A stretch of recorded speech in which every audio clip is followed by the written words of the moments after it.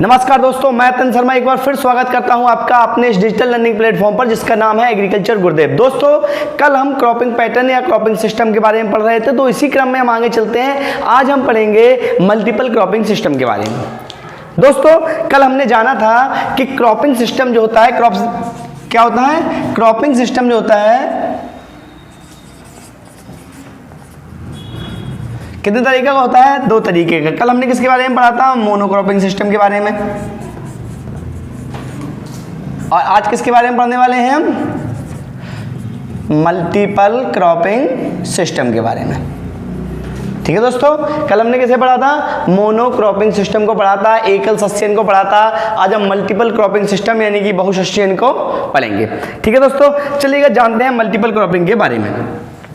Simple से दोस्तों समझ लीजिएगा, जब कभी भी एक खेत में एक वर्ष में दो या दो से अधिक फसलें ली जाएं, जब कभी एक खेत में एक वर्ष में दो या दो से अधिक फसलें ली जाएं, इस तरीके की खेती को कहा जाता है मल्टीपल क्रॉपिंग कहा जाता है। मल्टीपल क्रॉपिंग मतलब एक वर्ष में दो या दो से अधिक फसलों को लेना। मल्टीपल क्रॉपिंग जो होती है बहुत सारे तरह की होती है, क्योंकि मल्टीपल जब होती है, जब दो से ज्यादा फसलों को लेते हैं तो कई सारे कॉम्बिनेशन बन सकते हैं। जैसे पहला कॉम्बिनेशन अगर हम बात करें तो पहला टाइप है इसका मिक्स्ड क्रॉपिंग। क्या है इसका? मिक्स्ड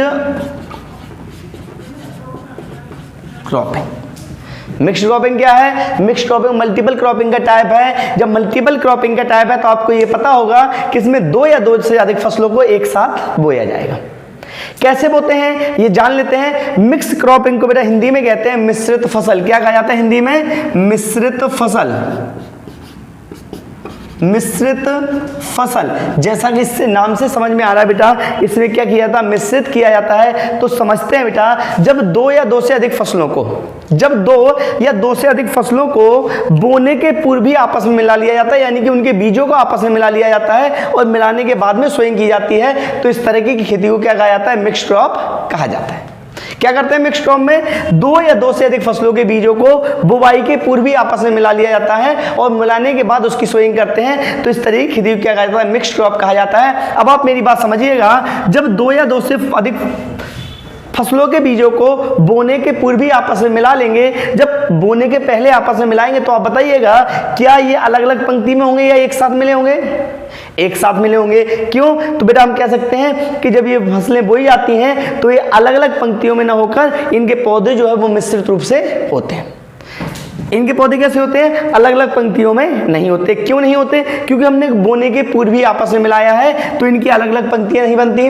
दूसरे पॉइंट बेटा अगर हम बात करें तो दूसरा पॉइंट हमारा क्या होगा? देखिएगा, जब इनको हमने बोने के पूर्व मिलाया था और मिलाने के बाद बो दिया था, यानी कि इनकी बुवाई का समय जो होगा वो कैसा होगा? समान होगा। जो दो फसलों के बीजों को हम आपस में बोना चाहते हैं, साथ में बोना चाहते हैं, उनका बुवाई का समय कैसा होगा? समान होगा। लेकिन ऐसा जरूरी नहीं कि उनका हार्वेस्टिंग टाइम यानी कटाई का समय भी समान हो। कटाई का समय अलग हो सकता है, लेकिन बुवाई का समय हमेशा कैसा होगा? समान होगा। तो मिश्रित फसल समझ में आ गई। एक बार दोबारा से जल्दी से रिकॉल करते हैं। देखिएगा, मिश्रित फसल यानी कि मिक्स्ड क्रॉपिंग, जब दो या दो से अधिक फसलों के बीजों को बोने के पूर्व ही आपस में मिला लिया जाए और उसके बाद उसकी सोइंग की जाए, इस तरह की फसल को क्या कहा जाता है? मिक्स्ड क्रॉपिंग कहा जाता है। मिक्स्ड क्रॉपिंग में बेटा हमने बात की, मिश्रित फसल में हमने बात की कि जो मिश्रित फसल होती है बेटा वो क्या होती है? अलग अलग पंक्तियों में ना होते हुए एक साथ बोई जाती हैं। दूसरी बात बेटा हमने की थी कि जो पौधे होते हैं, मिश्रित फसलें जो भी होती हैं, उनके बुवाई का समय समान होता है, हो सकता है उनके कटाई का समय डिफरेंट हो।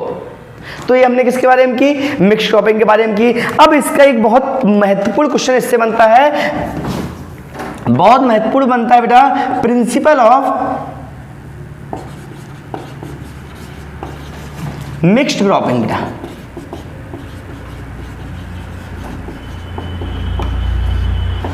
क्या बनता है? प्रिंसिपल ऑफ मिक्स्ड क्रॉपिंग, यानी कि मिश्रित फसल के सिद्धांत क्या क्या है। प्रिंसिपल ऑफ मिक्स्ड क्रॉपिंग यानी कि मिश्रित फसल के सिद्धांत क्या क्या हैं? तो देखिएगा दोस्तों, मिश्रित फसल को बोने से पहले जब हम दो या दो से अधिक फसलों को एक साथ बोते हैं, तो बोने का चुनाव करने से पहले हमें क्या करना पड़ता है? कुछ प्रिंसिपल को फॉलो करना पड़ता है। तो उसमें पहला प्रिंसिपल हमारा ये आता है कि जब भी हम जब दो फसलों को एक साथ बोना चाहते हैं तो हमें यह ध्यान देना पड़ेगा कि वो दोनों फसलें जो हों वो एक ही फैमिली की नहीं होनी चाहिए। यानी कि अगर एक फसल लेग्यूम है तो उसके साथ दूसरी फसल कैसी होनी चाहिए, नॉन लेग्यूम होनी चाहिए। दूसरी बात का हमें ध्यान ये रखना चाहिए कि अगर एक फसल हमारी डीप रूटेड है, गहरी जड़ वाली है, तो दूसरी फसल हमें जो सैलो रूटेड है यानी कि उथली जड़ वाली लेनी चाहिए। एक जैसे रोगों को अट्रैक्ट करने वाली फसलों को कभी आपस में नहीं बोना चाहिए, कभी साथ में नहीं बोना चाहिए। एक जैसे कीट को अट्रैक्ट करने वाली फसलों को कभी साथ में नहीं बोना चाहिए।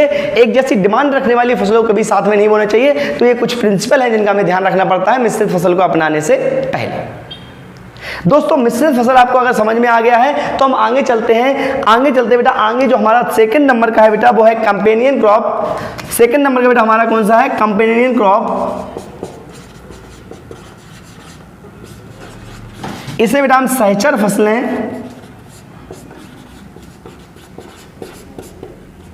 भी कहते हैं। क्या कहते हैं बेटा, कंपेनियन क्रॉप या सहचर फसलें।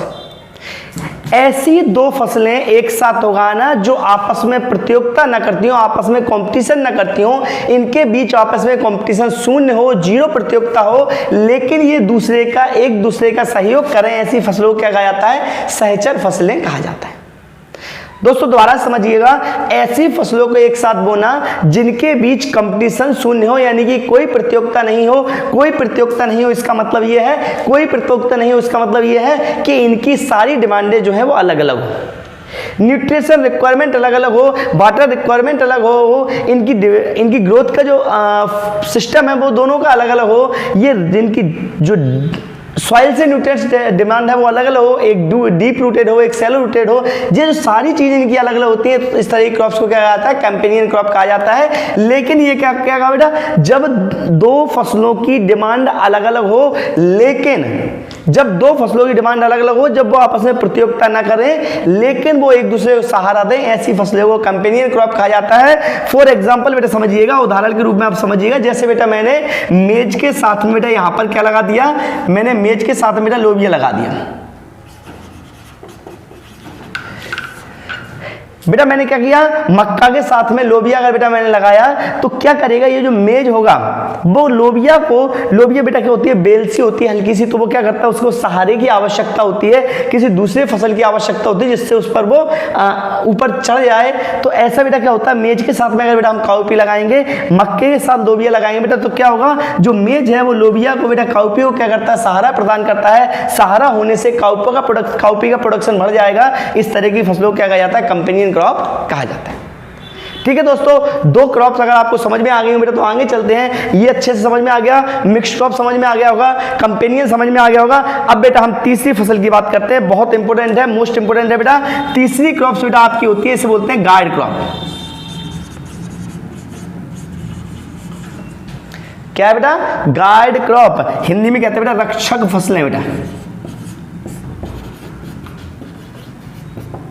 क्या कहते हैं, रक्षक फसलें। नाम से समझ में आ रहा है बेटा, गाइड है, ये गाइड करेंगी, रक्षा करेंगी, किसकी करेंगी, किससे करेंगी, समझते हैं बेटा। रक्षक फसलें या गाइड क्रॉप क्या होती हैं बेटा, रक्षक फसलें या गाइड क्रॉप होती हैं जो मुख्य फसल के चारों ओर लगा दी जाती हैं, जिससे बेटा बाहरी जो रोग होते हैं, कीट होते हैं, जानवर हैं, मनुष्य है या अन्य कोई जीव जंतु है, उनसे हमारी मुख्य फसल की रक्षा करती हैं। ऐसी फसलों को क्या कहा जाता है, गाइड क्रॉप कहा जाता है। कैसे कहा जाता है बेटा समझिएगा, देखिए बेटा, मान लो बेटा हमारी यहां पर कोई फसल लगी हुई है, ये हमारी फसल लगी हुई है, इस फसल में रोग आएंगे, कीट आएंगे। इस रोग कीट से बचाने के लिए, इस फसल को रोग कीट से बचाने के लिए इसके चारों तरफ बेटा हमने ऐसी फसल लगा दी जो क्या करे, हमारी मुख्य फसल की रोग कीट खरपतवारों से, रोग कीट और अन्य जीव जंतुओं से रक्षा करे। ऐसी फसलों को क्या कहा जाता है, रक्षक क्रॉप या गाइड क्रॉप या बॉर्डर क्रॉप कहा जाता है।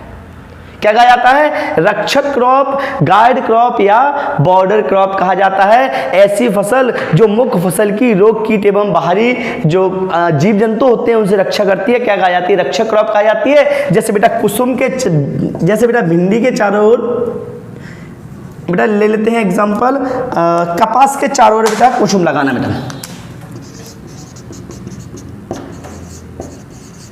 बेटा मान लीजिए किसी खेत में कपास लगा हुआ है, कपास के चारों ओर हमने कुसुम लगा दी। कुसुम कांटे वाली होती है, जब ये कांटे वाली फसल लगी होगी तो कपास तक रोग कीट एवं खरपतवार नहीं पहुंचेंगे। ऐसी फसल को बेटा क्या कहा जाता है, गाइड क्रॉप या रक्षक फसल कहा जाता है।